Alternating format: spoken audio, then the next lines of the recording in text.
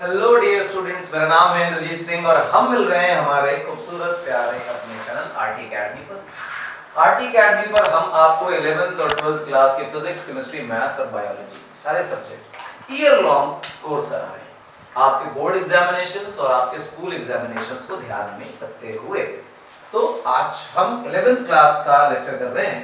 11th class के बच्चों से बहुत समय से जुड़े हुए हैं। मैथमेटिक्स हमने साथ में पढ़ी है, हम लोगों ने 1D मोशन साथ में पढ़ा है।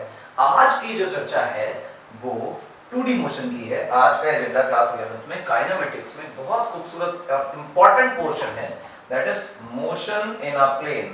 थोड़े से वेक्टर की कहानी इसमें आएगी, थोड़ी सी जरूरत पड़ेगी रेजोल्यूशन ऑफ वेक्टर की। 2 डायमेंशंस में, एक प्लेन में, यानी कि ultimately we can say a curvilinear path. अब स्ट्रेट लाइन नहीं रह गया, कर्वी लिनियर पाथ हो गया। कर्वी लिनियर पाथ में मोशन होगा तो हम कहेंगे मोशन इन प्लेन हो रहा है, और मोशन इन प्लेन के बाद आगे बढ़ेंगे। तो फिलहाल नहीं किया है सब्सक्राइब तो आरटी एकेडमी को कर लीजिए और हम लोग आज के लेक्चर का स्टार्ट करते हैं। फर्स्ट क्वेश्चन देखिए क्या है। Motion in a plane introduction. क्या है भाई मोशन इन अ प्लेन? सबसे पहली बात, एक प्लेन में मोशन होगा। प्लेन का मतलब एक सरफेस पर कर्वी लिनियर मोशन होगा, और जो मोशन हम पढ़ रहे हैं वो फ्री फॉल कंडीशन में होगा। फ्री फॉल कंडीशन का मोशन हम पढ़ेंगे। What is free fall sir? वो तो मोशन अंडर ग्रेविटी होता था ना, मोशन अंडर ग्रेविटी भी होता था। अच्छा, तो what is free fall? Free fall is the motion under influence of gravity only, यानी कि पार्टिकल पर लगने वाला जो फोर्स होगा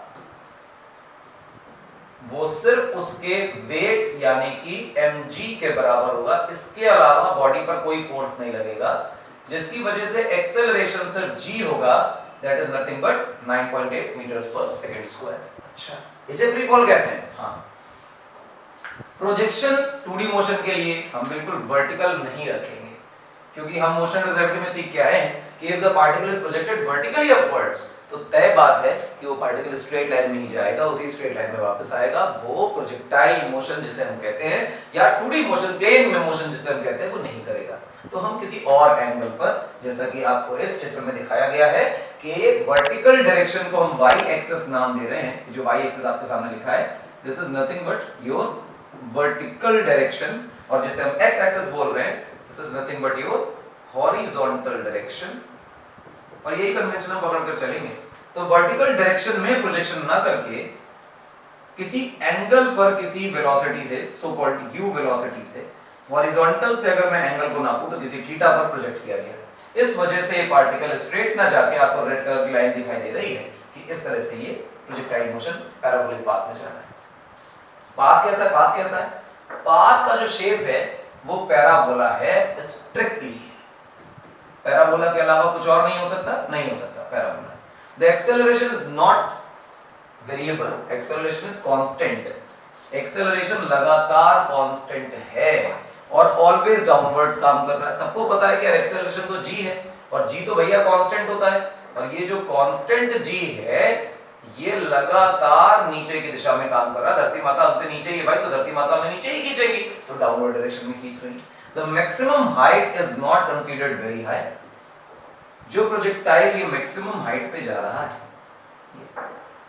इसे आप hmax कह रहे हैं, और ये hmax बहुत ज्यादा नहीं होना चाहिए, ठीक? Is not very high. 10, 12, 15 kilometre नहीं। क्यों नहीं है? अरे क्योंकि अगर इतना हाई चला जाएगा तो ग्रेविटी इतनी हाइट पर बदल जाती है, and if the gravity changes then acceleration doesn't remain constant anymore. और हम जो भी इसमें फॉर्मुलेशन करने वाले हैं वो कांस्टेंट एक्सेलरेशन कंसीडर करके करने वाले हैं। इसका मतलब हमें ग्रेविटी को कांस्टेंट ही रखना है, पार्टिकल को बहुत ऊंचा नहीं फेंकना है। ये डिजाइन है, इसको दिमाग में बसाइए। डिस्कस करते हैं क्या है कहानी। देखिए, ये y एक्सिस कंसीडर करेंगे और ये x एक्सिस कंसीडर करेंगे। ध्यान रखिएगा, y एक्सिस का मतलब होगा वर्टिकल डायरेक्शन, और x एक्सिस का मतलब होगा बच्चा हॉरिजॉन्टल डायरेक्शन। खास बात क्या है, किसी फुटबॉल को प्रोजेक्ट किया गया है इस पर्टिकुलर डायग्राम में, आप इस पे टेंजेंट जब ड्रॉ करेंगे ना इनिशियल पॉइंट पे, जो इनिशियल पॉइंट है उस पे टेंजेंट ड्रॉ करेंगे तो आपको इनिशियल वेलोसिटी मिलेगी। तो जो u दिखाई दे रहा है आपको, this u can be written as velocity of projection. कितने वेलोसिटी से प्रोजेक्ट किया गया, ठीक है ना, याद दीजिएगा। एंड जहां से प्रोजेक्ट किया गया this point is said to be your origin, और इसे हम कहते हैं पॉइंट ऑफ प्रोजेक्शन।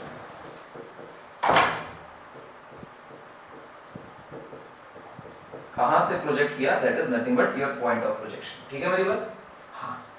अब एक और चीज आती है, that is your angle of projection.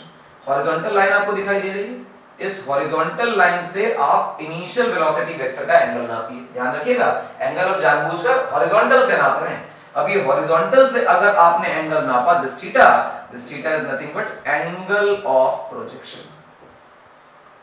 ये वो डेफिनेशन है जो आपको दिमाग में रखनी है। अब यही हम लोग कन्वेंशंस लेकर चलेंगे। इफ आई से कि इसमें क्या एक्सेलरेशन काम कर रहा है कि नहीं कर रहा, तो आप कहोगे हाँ, चीख चीख के कहोगे कर रहा है भाई। ये नीचे की तरफ स्मॉल g एक्सेलरेशन काम कर रहा है, एक्सेलरेशन डाउनवर्ड डायरेक्शन में। अच्छा, फिर क्या करें? कुछ खास नहीं, चलिए एक काम करते हैं कि अपनी वेलोसिटी के कंपोनेंट बनाते हैं। आपने एक कंपोनेंट x एक्सिस में और दूसरा कंपोनेंट बचा y एक्सिस में तैयार किया। इस कंपोनेंट को अगर हम देखें तो हम कहेंगे u cos थीटा, ऊपर वाले कंपोनेंट को देखें तो हम कहेंगे बच्चा u sin थीटा। ये जो u cos थीटा है x एक्सिस में इनिशियल वेलोसिटी है, हम इसे ux नाम देंगे। ये u sin theta y axis में इनिशियल वेलोसिटी है, हम इसे y नाम देंगे। क्लियर है मेरी बात? जी हाँ। एक्सेलरेशन कहां काम कर रहा है? Acceleration is always acting downwards. Acceleration is always acting downwards. Acceleration is always acting downwards. हमेशा एक्सेलरेशन नीचे ही काम कर रहा है। क्यों नीचे काम कर रहा है? धरती माता कहीं और थोड़ी खींच लेंगी तुम्हें। धरती माता का तो यही एम है ना कि आपको अपने पास बुलाया जाए, आपको अपने पास बुलाया जाए, आपको अपने पास बुलाया जाए, आपको अपने पास बुलाया जाए। इफ यू विश कि नहीं मुझे तो ये सब नहीं पसंद है, मुझे तो वेलोसिटी बताओ, हम कहेंगे वेलोसिटी हमेशा टेंजेंट से निकलती है। किसी पॉइंट पर वेलोसिटी निकालनी है तो आपको उस पॉइंट पर टेंजेंट डालना है। इस पॉइंट पर वेलोसिटी निकालनी है, इस पॉइंट पर टेंजेंट डालना है। अगर आप कहीं और वेलोसिटी निकालना चाहें यहाँ पर, तो आप इस पॉइंट पर टेंजेंट डालें, तो आपको डिफरेंट पॉइंट्स पर वेलोसिटी दिखाई देगी। अच्छा, अब कोई बच्चा कहेगा टॉप मोस्ट पे डालें, तो टॉप मोस्ट पे ऐसा टेंजेंट बनता है। तो जब टॉप मोस्ट पे ये टेंजेंट बनता है तो आप देखेंगे x एक्सिस में तो वेलोसिटी है, लेकिन y एक्सिस में कोई वेलोसिटी नहीं है, क्योंकि इसका कोई कंपोनेंट ही नहीं है। पूरी तरह से ये वेलोसिटी हॉरिजॉन्टल हो चुकी है। इसका मतलब जब हमारा पार्टिकल टॉप मोस्ट पॉइंट पे पहुंचेगा तो उसकी y एक्सिस में वेलोसिटी 0 हो जाएगी, लेकिन जो एक्सेलरेशन है, जो डाउनवर्ड डायरेक्शन में, वो कभी भी चेंज नहीं होगा। इंपॉर्टेंट है, ध्यान रखेंगे। कन्वेंशन हमारा वही पुराना, जहां से फेंका वो बच्चा ओरिजिन। ओरिजिन के ऊपर पॉजिटिव, ओरिजिन के नीचे नेगेटिव। और जब ओरिजिन के ऊपर नीचे पॉजिटिव नेगेटिव हमने कर ही लिया, तो आपको जो एक्सेलरेशन है y एक्सिस में वो g दिखाई दे रहा है, और g नहीं माइनस g दिखाई दे रहा है। माइनस कैसे बोल रहे हो? अरे वो डायरेक्शन के लिए है, क्योंकि हम नीचे की डायरेक्शन को नेगेटिव मानकर चल रहे हैं, तो we must write gravity as negative या ग्रेविटेशनल एक्सेलरेशन एज नेगेटिव। लेकिन अगर मैं एक्सेलरेशन x डायरेक्शन लिखूं तो आप कहोगे 0, क्योंकि हमने पहले ही कहा था ये फ्री फॉल तभी है जब इसमें सिर्फ ग्रेविटी का फोर्स काम कर रहा हो। ग्रेविटी का फोर्स वर्टिकल डाउनवर्ड्स आपको दिखाई दे रहा है, वो काम कर रहा है, तो उसका 90 डिग्री पर अपने परपेंडिकुलर कोई कंपोनेंट आना पॉसिबल नहीं है। इस वजह से x एक्सेलरेशन 0 है, यानी x एक्सिस का एक्सेलरेशन 0 है। अच्छा, अगर इसी चीज को मैं दूसरे शब्दों में बोलूं कि वेलोसिटी इन y एक्सिस चेंजेस, तो आप कहोगे हाँ, हम कहेंगे ऐसा क्यों? तो आप कहोगे सर कॉमन सेंस है, y एक्सिस में एक्सेलरेशन है, और जब भी एक्सेलरेशन होता है वो तो rate of change of velocity होता है। कहेंगे हाँ, और तुम कहोगे अरे देखो y एक्सिस में वेलोसिटी चेंज होगी, क्यों होगी? क्योंकि वहां एक्सेलरेशन है। If there is a acceleration, वहां पे वेलोसिटी चेंज होगी। Acceleration is there in y axis. अच्छा, तो सर इसका उल्टा देख लेते हैं। एक्स एक्सिस में वेलोसिटी चेंज नहीं होगी। क्यों नहीं होगी? क्योंकि एक्स एक्सिस में कोई एक्सेलरेशन अवेलेबल नहीं है। अच्छा, क्या बात है। मतलब अगर यहां पर एक बार आपने वेलोसिटी दे दी सर u cos थीटा, तो दुनिया में कभी भी x एक्सिस की वेलोसिटी चेंज नहीं होगी, वो रहेगी u cos थीटा। इस वेलोसिटी का भी जब आप x कंपोनेंट करोगे तो ये बनेगा u cos थीटा, इसका भी जब x कंपोनेंट करोगे तो बनेगा u cos थीटा। बस ये vy जो y एक्सिस की वेलोसिटी है, इसी डायरेक्शन में vy आएगा, इस नीचे की डायरेक्शन में vy आएगा, ये vy बदलता रहेगा, लेकिन x एक्सिस की वेलोसिटी में कोई चेंज नहीं आएगा। This is what we call as discussion of this projectile motion. This path on which this projectile has gone through is called parabolic path. ये पैराबोला होता है, इसको प्रूव करेंगे हम आज, चिंता नहीं करनी। अगला, there can be only two paths for constant acceleration. Straight line हो सकता है और पैराबोला हो सकता है। पिछले जानते हैं, अगर एक्सेलरेशन कांस्टेंट है, हमेशा नहीं, हर समय नहीं, इंपॉर्टेंट है कि एक्सेलरेशन कैसा होना चाहिए, constant. For this constant acceleration particle can have only two paths, straight line और पैराबोला। कब होगा स्ट्रेट लाइन बताता हूं। एंगल ऑफ प्रोजेक्शन, प्रोजेक्शन छोड़ो, ऐसा लिखो, angle between acceleration and initial velocity or so called velocity is 0 degree or 180 degree, तो straight line। ठीक, same angle other than 0 और 180, 0 और 180 के अलावा कुछ होगा तो पक्का पक्का पैराबोला बनेगा। मैं आपको बताता हूं कैसे। अगर कांस्टेंट एक्सेलरेशन है तो इक्वेशन बनेगी s equal to ut plus half of at square. अगर ये स्ट्रेट लाइन मोशन होता तो x ही होता, y होता ही नहीं। अगर यहाँ पर ये स्ट्रेट लाइन ना होता, पैराबोला तब हो जाएगा जब 2D मोशन है तो ये x और y दो हिस्सों में टूटेगा, और अगर मैं x को y में सब्स्टिट्यूट करने की कोशिश करूंगा तो t स्क्वायर का जो टर्म है बेटा वो x स्क्वायर दे देगा, it will become a parabola. Quadratic equation दिख रही है तो it will give a parabola. इस इक्वेशन की वजह से ऐसा होता है। आइए कुछ ऑब्जर्वेबल्स निकालते हैं। ऑब्जर्वेबल क्या होते हैं? जिसको फिजिकल क्वांटिटीज बोलते हैं, व्हिच कैन बी मेजर्ड और कैलकुलेटेड, उन्हें ऑब्जर्वेबल्स बोलते हैं। चलिए देखिए, हमने इसको प्रोजेक्ट किया, ना सिर्फ हमने इसे प्रोजेक्ट किया यहां पर, ये प्रोजेक्शन, और ये जो प्रोजेक्शन है बच्चा यहां पर ऐसे दिख रहा होगा। This is nothing but your initial velocity. यहां पर जो आ रहा है इसे आप u cos थीटा बोल रहे हैं, और इसी का एक वर्टिकल डायरेक्शन में कंपोनेंट आएगा, आप इसे नाम देंगे u sin थीटा, जैसा अभी कहा आपको हमने। ग्रेविटी बेटा नीचे काम करेगी, हम इसको नीचे काम करवा देते हैं। ये पार्टिकल चला और नीचे गिरा, जितनी दूर ये x एक्सिस में चल जाएगा इसे हम रेंज बोलेंगे और r से डिवाइड करेंगे। ये टॉप मोस्ट पॉइंट पे पहुंचा तो ये मैक्सिमम हाइट, हम इसे h max बोलेंगे, ठीक है ना। अच्छा ध्यान दीजिएगा, जहां h max होता है वहां पर ये पैराबोला एक बहुत सिमेट्रिक ग्राफ होता है, तो जहां पर h max मिलता है वहां पर रेंज का आधा हम चल चुके होते हैं। यस, क्लियर है मेरी बात? याद रहेगी सारा सीन। ध्यान रखिएगा, हमने जहां से फेंका उसे ओरिजिन समझा, ऊपर की डायरेक्शन पॉजिटिव और नीचे की डायरेक्शन नेगेटिव। मैं आपको आगे एक सेपरेट पेज पे ये समझाने की कोशिश करता हूं तो आपको ज्यादा बेहतर लगेगा।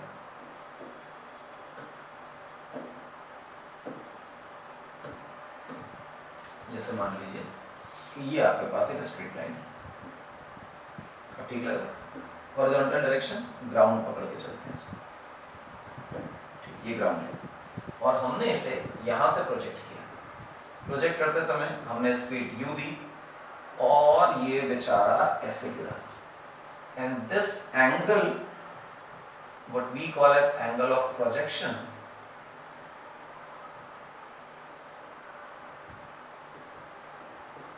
ये एंगल ऑफ प्रोजेक्शन, तो हम क्या करें, हम कुछ और ना करें बच्चा, सबसे पहले ये जो डायरेक्शन है इसे x मान लें और इसी प्रकार से ये जो वर्टिकल डायरेक्शन है बेटा, इस वर्टिकल डायरेक्शन को हम y मान लें। फिर वही बात, जहां से टिका गया उसे ओरिजिन माने, उसके ऊपर की डायरेक्शन को पॉजिटिव, उसके नीचे की डायरेक्शन को नेगेटिव माने। आपको दिखाई देना चाहिए कि इस पार्टिकल पर लगने वाला जो एक्सेलरेशन है बेटा वो नीचे की तरफ है, डाउनवर्ड्स है, तो आप जी लगा देंगे नीचे, कोई परेशानी वाली बात नहीं। आप इसे देखेंगे तो शायद इसे रेंज कहेंगे और इसे देखेंगे तो शायद आप एच मैक्स कहेंगे।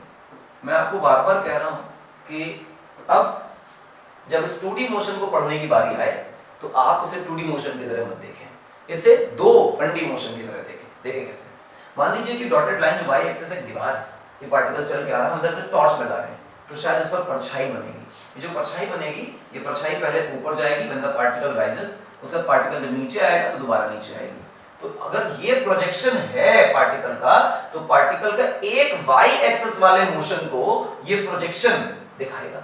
इसी तरह अगर हम ऊपर से टॉर्च लगाएं तो जब ये पार्टिकल इधर आ रहा है तो ये परछाई ऐसे आगे जाएगी। वो प्रोजेक्शन y एक्सिस वाला भी 1D मोशन ही कर रहा है और ये जो x एक्सिस का प्रोजेक्शन है ये भी 1D ही कर रहा है, और ये दोनों मिला लें तो y और x का नेचर दोनों मिल गए एक साथ और वो बन गया प्रोजेक्टाइल मोशन। तो जब भी 2D मोशन आए तो इसे 2D की तरह ट्रीट ना करें, दो सेपरेट 1D मोशन की तरह ट्रीट करें, यानी y एक्सिस अलग और x एक्सिस अलग। तो मेरे लिए अब लड़ाई हो गई y एक्सिस की और बच्चा x एक्सिस की। अब y एक्सिस की बातें करते हैं। व्हाट इज y एक्सिस और क्या बता रहा है y एक्सिस, आपको देखें। y एक्सिस में अगर मैं कहूं कि भैया एक्सेलरेशन कितना है तो आप कहोगे सर -g। फिर मैं कहूंगा अच्छा y एक्सिस में वेलोसिटी कितनी इनिशियल, तो तुम कहोगे इनिशियल वेलोसिटी तो अभी निकालना हम लोगों ने खूब जी जान से सीखा था, इसका इधर कंपोनेंट कर दो और इसका ही ऊपर कंपोनेंट कर दो ऐसे, ठीक, और फिर इसको लिखना शुरू कर दो। तो ये लिखोगे तुम u cos थीटा, जिसे तुम ux बोलोगे, और इसे तुम लिखोगे u sin थीटा, जिसे तुम uy बोलोगे। तो uy जो है बेटा वो u sin थीटा है। क्लियर है मेरी बात? इसी तरह बच्चा आप ax निकालें और ux निकालें। ux की जगह आप लिख सकते हैं बच्चा u cos थीटा, जो समय के साथ नहीं बदलेगा, हमेशा x एक्सिस की यही वेलोसिटी रहेगी, और ax की जगह देखें तो 0 है। अच्छा, दोनों चीजों में जो कॉमन है वो है time,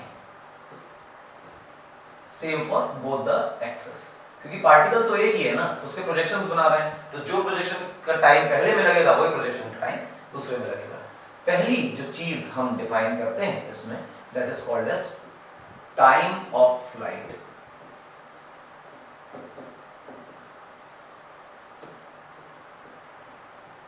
time of flight, what is बच्चा time of flight? Time of flight का मतलब वो टाइम जितनी देर पार्टिकल हवा में रहा। मैं आपको बोलता हूं कि ये जो रेंज है, इस रेंज को हमें फाइंड करना होता है बच्चा x एक्सिस में। इसके अलावा आपको दुनिया में कभी कोई चीज x एक्सिस से फाइंड नहीं करनी है, सिर्फ और सिर्फ रेंज करनी है। इसके अलावा जो फाइंड करना है वो सब y एक्सिस में करना है। Time of flight capital T। तो हम कहेंगे यार किसकी चर्चा करें? y एक्सिस की चर्चा करें। y एक्सिस में ये कहां से कहां चला? यहां से चला और वापस आया। आगे चलना तो देखेंगे नहीं, y एक्सिस में राइज किया फिर फॉल किया। तो अगर ग्राउंड से चला और ग्राउंड पे ही वापस गिर गया तो y एक्सिस में तो ऊपर नीचे गया नहीं, नेट डिस्प्लेसमेंट y में 0। तो हम कहेंगे net displacement in y axis is 0। Initial velocity in y axis is u sin theta and acceleration in y direction is -g। Minus क्यों? डाउनवर्ड डायरेक्शन है ना, मैंने पहले नेगेटिव ले रखा है। अब कह रहा है टाइम ऑफ फ्लाइट क्या है, तो भैया डिस्प्लेसमेंट जितनी देर में 0 हो जाएगा वही तो टाइम ऑफ फ्लाइट होगी। तो s equal to ut plus half of at square लगाया जाए, डिस्प्लेसमेंट को कर दें 0, इनिशियल वेलोसिटी की जगह लिखेंगे u sin theta, time of flight की जगह कैपिटल T, एक्सेलरेशन की जगह बचा -g and this t square. आप देखें क्या होगा, half g t square equal to u sin theta into t, t से t cancel, this t comes out to be 2u sin theta upon g।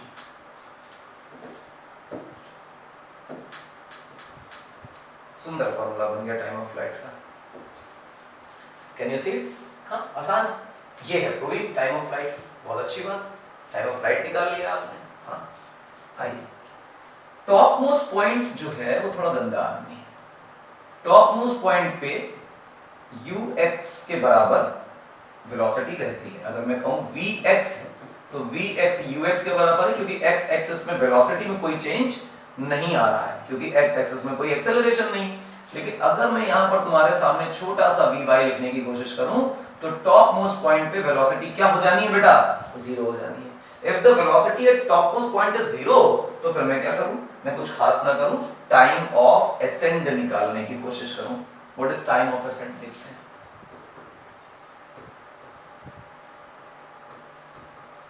You know कि time of ascend क्या चीज होती है, ठीक है ना? टाइम ऑफ असेंड आप सब जानते हैं अच्छी तरह से। टाइम ऑफ असेंड सिर्फ चढ़ने चढ़ने में जो समय लगा, उसके बाद तो डिसेंड करेगा। तो मैं फर्स्ट इक्वेशन की बातें करता हूं, ध्यान रखिएगा। टाइम वगैरह सब y एक्सिस से निकालना है, कहीं और से नहीं। आप कहेंगे first equation vy equal to uy plus ay into t, यही तो होगा। हाँ, अगर हम टाइम ऑफ असेंड की बातें करते हैं, मतलब हम यहां पहुंच चुके हैं, टॉप मोस्ट पॉइंट पे पहुंच चुके हैं, तो y एक्सिस की velocity zero, not total velocity zero है, y एक्सिस की velocity zero. Initial velocity y में u sin थीटा है, एक्सेलरेशन बच्चा माइनस g, और टाइम ऑफ असेंड को t a लिख देते हैं, तो उसको उधर ले जाइए, तो t a की वैल्यू बच्चे आ गई u sin theta upon g। ओहो, this time of flight comes out to be u sin theta upon g। तो आपने लिखा u sin theta upon g। और अगर u sin theta upon g ये निकल आया तो कोई बच्चा कहेगा सुनो सुनो, सेम चीज तो टाइम ऑफ डिसेंड भी हुआ, क्योंकि total time 2u sin theta by g है, और जो आधा समय है वो u sin theta by g है। तो अगर जाने में u sin theta by g लगा तो आने में भी u sin theta by g ही लगेगा। तो ये तीन चीजें जो हमने मोशन पर ग्रेविटी में निकाली थी, the same three things we have got for this projectile motion। चलिए देखें, इसके बाद अब एक चीज आती है that is called as maximum height. तो मैं थोड़ा पेज चेंज कर लेता हूं, उसके बाद आपको मैक्सिमम हाइट बताता हूं। So let me draw it again ताकि आपको रेफरेंस मिलता रहे। रेफरेंस ये है कि हमारे पास एक हॉरिजॉन्टल ग्राउंड है, वहां पर हमने पार्टिकल को प्रोजेक्ट किया है। प्रोजेक्ट करते समय u वेलोसिटी रखी है, हॉरिजॉन्टल से एंगल थीटा लिया गया है, इस तरह से प्रोजेक्टाइल मोशन हो रहा है, और यहां पर मुझे मिल रही है h max, मैक्सिमम हाइट। और अब इसके अगर कंपोनेंट्स वगैरह बनाने हो तो you can make the components also. यहां पर एक कंपोनेंट बनाइए हॉरिजॉन्टल डायरेक्शन में, एक बनाइए वर्टिकल डायरेक्शन में। इसे कहिए कि ये सब u cos थीटा है, और u cos थीटा को आप ux बोल दीजिए, और इसे कहिए कि सर ये तो u sin थीटा है, और u sin थीटा को आप uy कह दीजिए। तो बात बन गई, काम खत्म। और अगर आप कहें ग्रेविटी कहां काम कर रही है, तो नीचे कर रही है। जहां से फेंका उसे ओरिजिन माना, ऊपर की डायरेक्शन पॉजिटिव, नीचे की नेगेटिव, तो ग्रेविटी तो नेगेटिव हो गई। h max कितना है? मैंने आपको कहा कि जब भी कभी कुछ भी निकालना हो तो दिमाग में रखना है कि हम y एक्सिस से निकालेंगे, रेंज के अलावा। तो let's consider again the y axis. y axis का मतलब कितना ऊपर चढ़ गया, तो यहां से चढ़ा और चढ़ते चढ़ते h max तक पहुंच गया। वो टेढ़ा आ रहा उससे फर्क नहीं पड़ता, x के मोशन से मतलब नहीं, I have to worry about this y axis only.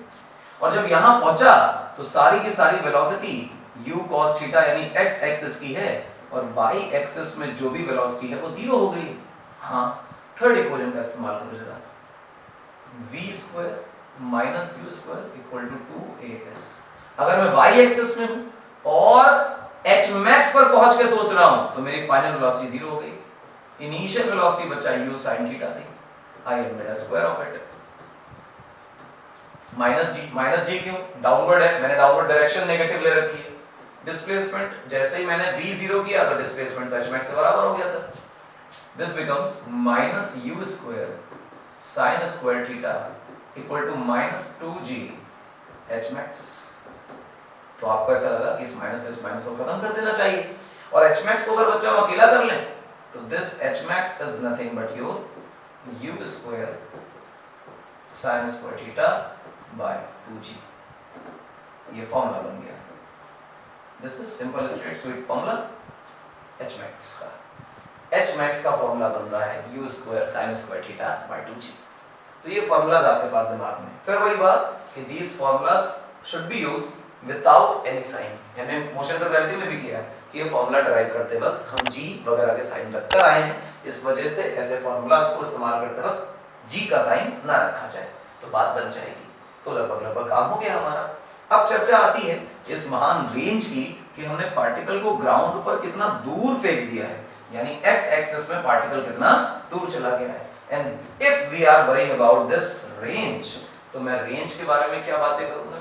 जैसे तुम कहोगे कि सर रेंज के बारे में बताइए, तो हम कहेंगे रेंज तो साहब एक्स एक्सिस में निकलेगी, क्योंकि range is defined as the distance travelled by this projectile in horizontal direction, in x direction so called. Clear है मेरी बात? हाँ, कोई दिक्कत नहीं। क्या पार्टिकल को यहां से फेंका गया? हाँ। क्या वो जमीन पे आ गया? जवाब है हाँ, आ तो गया। जब वो आया तो इतनी दूरी रेंज है। हाँ। इसमें समय कितना बीत गया? अरे ये तो समय टाइम ऑफ फ्लाइट के बराबर बीत गया, इतनी देर तो पार्टिकल हवा में था। हाँ, अगर वो पार्टिकल हवा में है तो वो चल रहा है, जब वो टकरा जाएगा चलना बंद कर देगा। रेंज कितनी है? टाइम ऑफ फ्लाइट के टाइम में एक्स एक्सिस में चली गई दूरी। अच्छा, एक्स एक्सिस में बच्चा एक्सेलरेशन कितना? तुम कहोगे 0। यानी अगर मैं वेलोसिटी x में पूछूं तो तुम कहोगे कांस्टेंट। मैं कहूंगा कितनी, तो तुम कहोगे यार जो एक बार दे दी वो हमेशा है, यानी कि u cos थीटा है। अच्छा, मैं कहूंगा डिस्प्लेसमेंट कितना है x एक्सिस में, तो तुम कहोगे u cos थीटा जो कि x एक्सिस की वेलोसिटी है इनटू टाइम। अच्छा, ये रेंज तब बन जाएगा जब तुम इसमें टाइम की जगह टाइम ऑफ फ्लाइट डालोगे। And as you put your time of flight into it, cos theta, ये बनेगा 2u sin theta by g। Clear है मेरी बात? मैं इस रेंज को यहां लिखना चाहता हूं। अब देखें, u cos theta can be written as ux, u sin theta can be written as uy into 2 upon बेटा जी। क्लियर है? दूसरा तरीका क्या? स्क्वायर नहीं है, 2 का मल्टीप्लिकेशन है। विशेष ध्यान दीजिएगा भैया, गलती ना करिएगा, ये 2 का मल्टीप्लिकेशन है सर। अच्छा, इसी का दूसरा फायदा हो सकता है। देखो, u स्क्वायर अलग कर लो, u into u अलग कर लो, और उसके बाद 2 sin थीटा cos थीटा, ये तो sin 2 थीटा है, हम ट्रिग्नोमेट्री में पढ़ के हैं तो क्वेश्चन ने पढ़ाया हमें।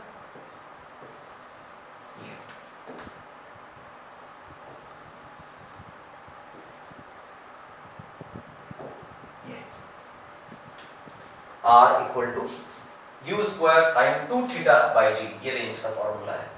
हाँ, सारे के सारे फॉर्मूलाज जो स्टैंडर्ड डेरिवेशन के तौर पे आते हैं वो हमने आज के लेक्चर में कंप्लीट किए। क्या आते हैं? Time of ascent, time of descent, total time of flight, hmax का फॉर्मूला और रेंज का फॉर्मूला, ये डेरिवेशंस आते हैं, ये हमने कर ली। अब इसके बाद 2D में हम बहुत क्रिटिकल एनालिसिस करेंगे, इनका बहुत माइन्यूट एनालिसिस करेंगे और देखेंगे कि प्रोजेक्टाइल मोशन में कैसे अच्छी डिफिकल्ट और कॉम्पिटिटिव लेवल की प्रॉब्लम्स बन सकती हैं, वो कॉन्सेप्ट्स इसमें कैसे आएंगे, इनमें से क्या-क्या चीजें और निकाली जा सकती हैं।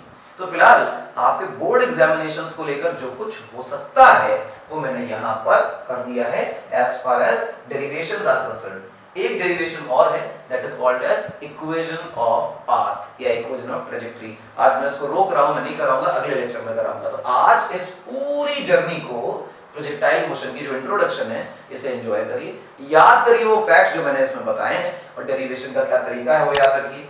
जहां से फेंका वो ओरिजिन ऊपर पॉजिटिव नीचे negative, x axis y axis, दो अलग अलग एक्सिस में 1D मोशन के कॉम्बिनेशन से 2D बन रहा है। तो आप प्रोजेक्शंस से डील करें, इस 2D मोशन से डील ना करें। तो एक्स एक्सिस का प्रोजेक्शन है कांस्टेंट वेलोसिटी का, जीरो एक्सेलरेशन का है। वाई एक्सिस का जो प्रोजेक्शन है वो कांस्टेंट एक्सेलरेशन का प्रोजेक्शन है और एक तरह से मोशन टू ग्रेविटी कर रहा है। रेंज को छोड़कर दुनिया की कोई भी चीज निकालनी है, we will consider only our y axis.